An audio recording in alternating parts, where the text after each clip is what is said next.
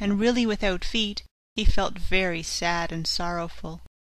Picking him up from the floor, he fondled and caressed him, talking to him while the tears ran down his cheeks.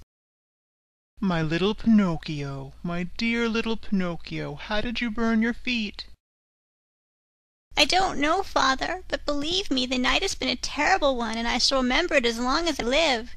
The thunder was so noisy and the lightning so bright, and I was hungry, and then the talking cricket said to me, 'You deserve it, you were bad,' and I said to him, 'Careful, cricket,' and he said to me, 'You are a marionette, and you have a wooden head,' and I threw the hammer at him, and I killed him. It was his own fault, but I didn't want to kill him, and I put the pan on the coals, but the chick flew away and said, 'I'll see you again, remember me to the family,' and my hunger grew, and I went out, and the old man with the nightcap looked out the window and threw water on me, and I came home and I put my feet on the stove to dry them because I was still hungry, and I fell asleep, and now my feet are gone, but my hunger isn't.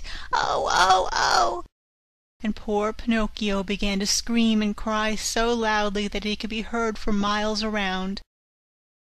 Geppetto, who had understood nothing of all that jumbled talk, except that the marionette was hungry, felt sorry for him, and pulling 3 pears out of his pocket, offered them to him, saying, "These 3 pears were for my breakfast, but I give them to you gladly.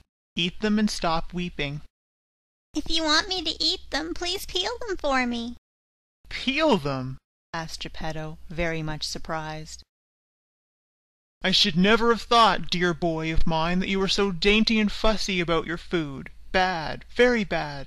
In this world, even as children, we must accustom ourselves to eat of everything, for we never know what life may hold in store for us."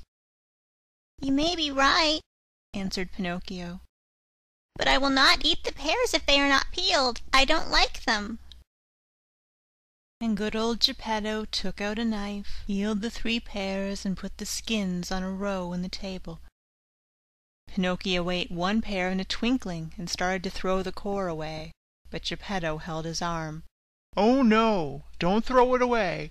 Everything in this world may be of some use." "But the core I will not eat," cried Pinocchio in an angry tone. "Who knows?" repeated Geppetto calmly, and later the 3 cores were placed on the table next to the skins. Pinocchio had eaten the 3 pears, or rather devoured them. Then he yawned deeply and wailed, "I'm still hungry." "But I have no more to give you." "Really? Nothing? Nothing?"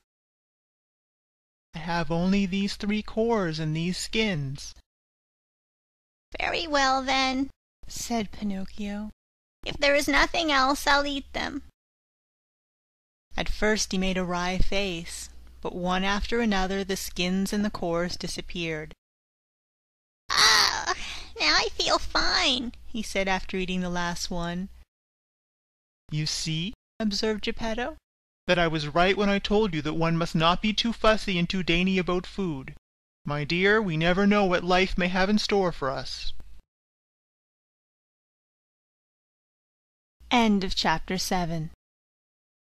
Recorded by Marlo Diane, February 3rd, 2006. Biscuit West, Prince Edward Island.